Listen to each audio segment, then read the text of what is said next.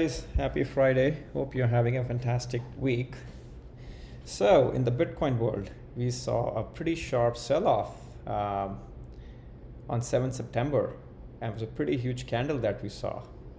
And I know a lot of you guys would be like, what the heck is this? How can the price drop so sharply? And if you remember, in my update on 8/29, I kind of pointed out that we might head to 42K, but that didn't happen. The price went up. When we had this bearish divergence over here, I was hoping the price to come down to 42K all the way, but it didn't. And yesterday or this week, we saw the price come down. So the bearish divergence got resolved somehow, and then we saw a price going up, and it kind of hitting the upward resistance, which was sitting around 53K, and then we saw a pullback, which came down to, on some exchanges it did come down to $42,000, which is kind of in confluence with if you look at your volume weighted averages, the price kind of bounced right off the volume weighted average. So if you want to look at from all the way from the highs, which was on April 13th, the 65K mark, the volume weighted average, meaning the average price traded of the Bitcoin since then, is around 42K. If you are coming from the bottom at 29K since July 19, again, the volume weighted price is around 42K. Or the year to date VWAP, if you look at it, again, it comes down to 42K. And also the weekly 20 moving average is 42K. It's a huge area of interest for a lot of people. And that's why the price kind of bounced off this area. So, where are we heading now, right? A lot of you guys are thinking, are we done? We had a peak in April of 65K. Then the whole summer we were for 80 days, grinding sideways. We hit a bottom of 29K. Then we see a rally here to 52K, 53K, and now we are again seeing a sell-off. So I know a lot of traders out there, they are like, this is a bearish retest. So we fell from the highs, we made a bottom, and now we are bouncing back, making a test, and which is a bearish retest, and we go down. A lot of our information about where the price action is next lies in the on-chain metrics, which we'll be going over next. But I just wanted to point out that if you feel shaken by this, if you can't digest a 30% or 20% drawdown, you shouldn't be in Bitcoin. If you see, we pretty much got a 20% drawdown. And I was looking at the data from March 2020 to let's say March or April, where the top was of 2021, we got 20% corrections. So this is part of the process. If you feel that you can't digest all this, then you shouldn't be in this asset class, because it is volatile. It's going to go up and down pretty fast. But if you're a long-term holder, you're not worried. You're stacking sats all the time, right?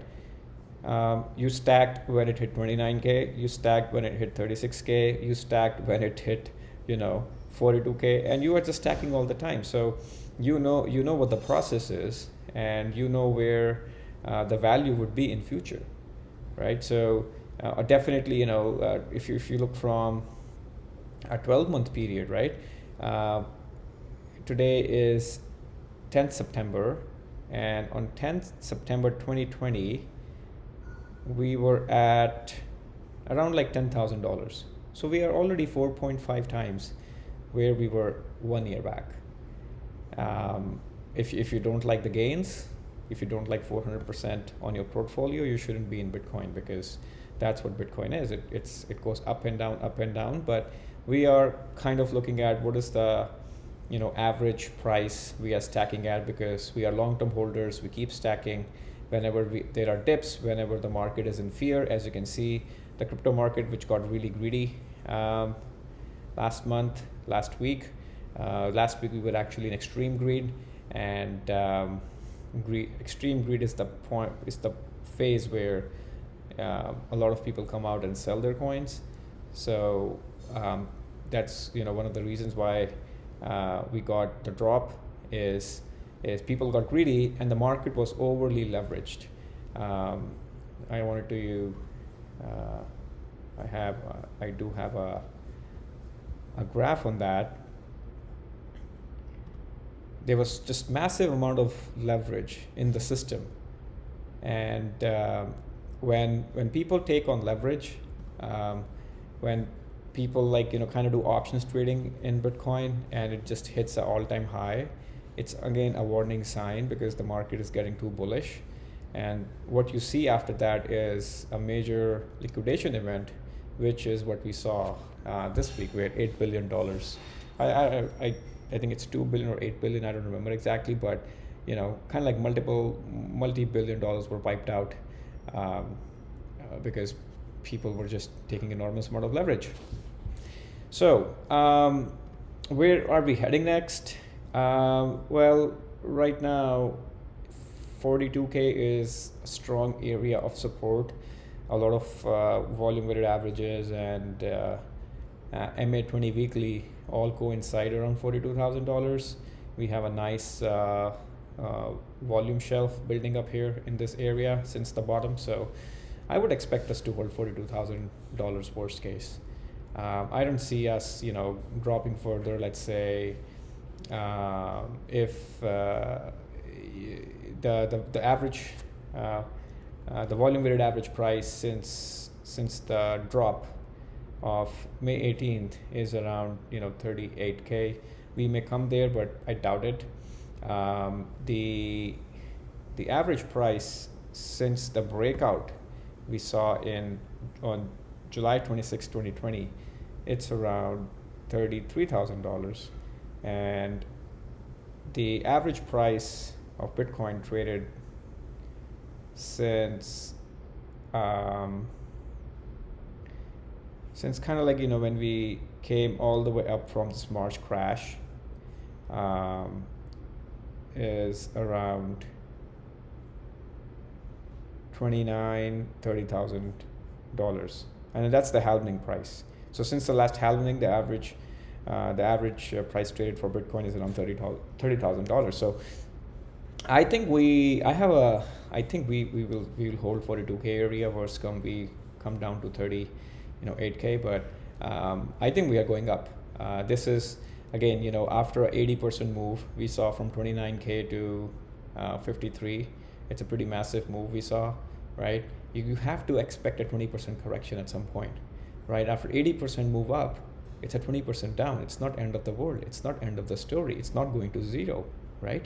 So it's just part of the process where we go up and we come down, then we go up, we come down, then we go up and we come down. But overall, we are basically making higher lows, not lower lows. We are not in a bear market. We are in a bull market.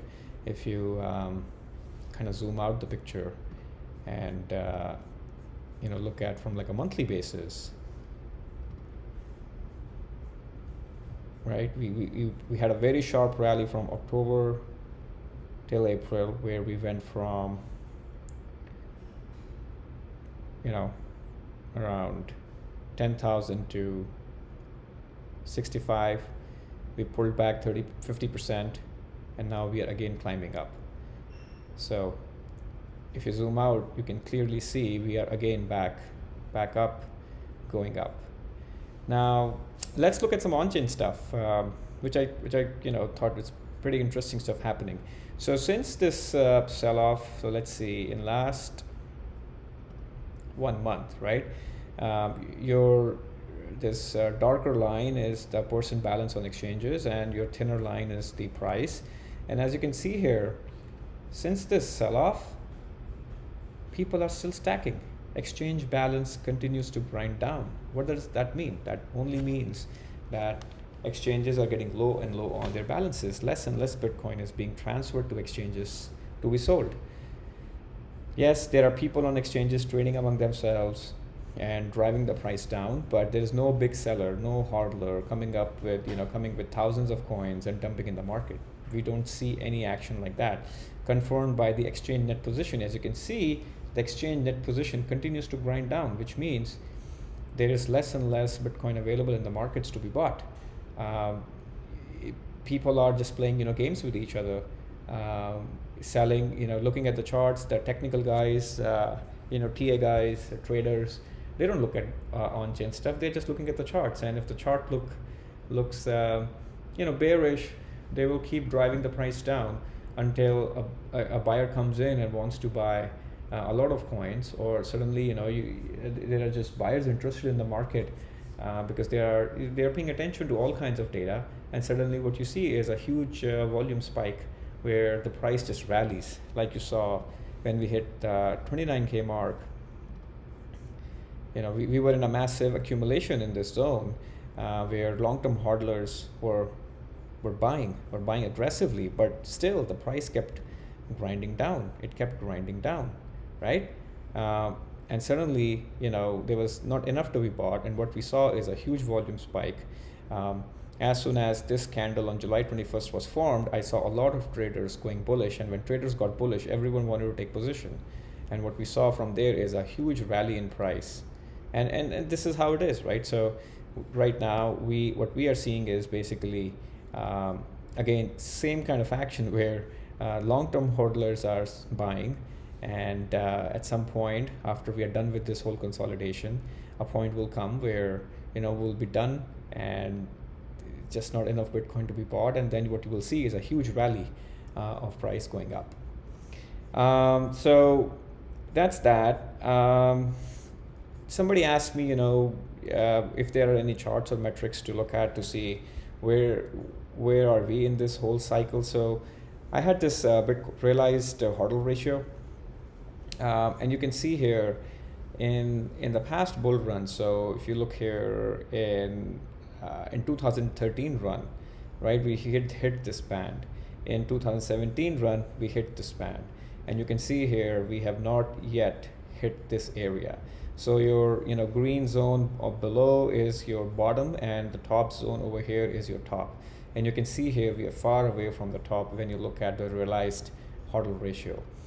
Even when you look at the net unrealized profit loss, NUPL, right, you see here the blues are your tops over here, and which is like in 2013 we hit that zone, in 2017 we hit that zone, and we are yet to hit that zone. We were kind of touching that zone, but we saw a sell-off, and now we are again building up. So once we get there, we would know that we have reached the top once we kind of hit the blue zone. Similarly, when you look at the stock to flow deflection, again you can see big hilltops here. 2013, you got 2017, and this was like a mini rally in the market we saw in 2019. But since then, we have not really made like a hill over here, a mountain over here. So we are pretty early in this whole cycle. And then I was looking at the hodler sentiment. So this is the supply in wallets, and the green is the BTC price. And as you can see here, during 2017 bull run, as the price climbed up, the supply in wallets continued decreasing, right? So as the price was going up and up and up, the people were transferring their coins to the exchanges and selling off, because that's what people do when the price go up. They want to take profits, book profits. And once we hit price at at levels of like 8,000, 10,000, we saw a sharp decline in supply in wallets, because the people who understand the game came out and they sold their coins. But since then, right, you can see like recently, like let's analyze this, what happened since March 2020. As you can see, we got a steady increase in supply in wallets till we hit the top. we saw people coming out and sell their coins. The supply and wallet decreased. But here you got this huge divergence where the price kept grinding down, but people were still stacking, and they're still stacking. And we had this sell-off this week, and people are still stacking. So supply and wallets looks really, really healthy. Similarly, your exchange balance and circulating supply ratio, which I also track, again, it's trending down, and when it's trending down, it's a healthy sign. We don't want this to trend up. When it's trending up, it's bearish. When it's trending down, it's healthy. We want the ratio to go lower and lower. So this looks pretty good. Another metric which I track is the realized price ratio. And again, kind of seeing what is the ratio between the realized price to the Bitcoin price. Realized price is that Bitcoin buy and sold price in the market. And as you can see here, the 2013 top, 2017 top, we have not come to that point yet. We have not come to these kinds of levels where we could say the market has reached some sort of a top. Typically the ratio is 4 between the realized price and the BTC price, between like 3.9 to 4, where we kind of feel like we have attained the top, getting closer to the top, and it's time to book profits. Right now we are at a ratio of let's see,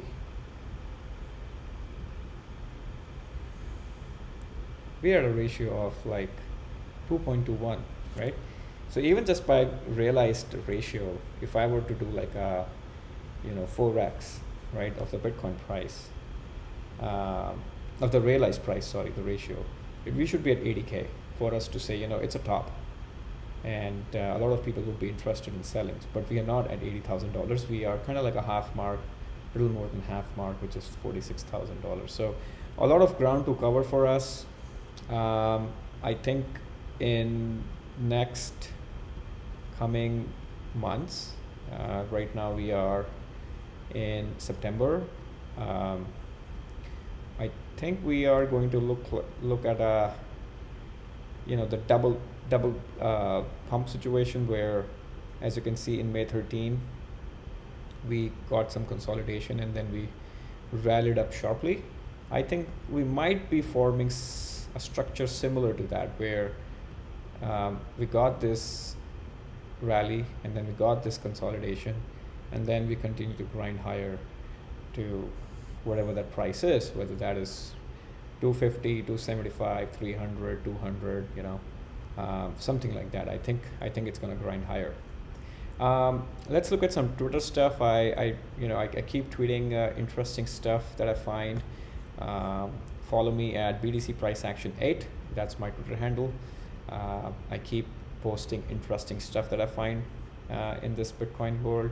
So a few interesting things I found was, one was like, what is the real return of Bitcoin versus gold?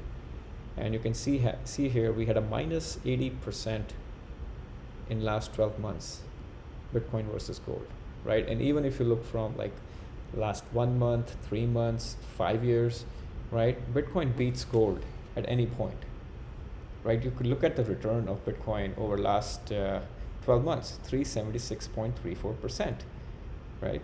It's not gold. Gold is minus 5%, minus 6%.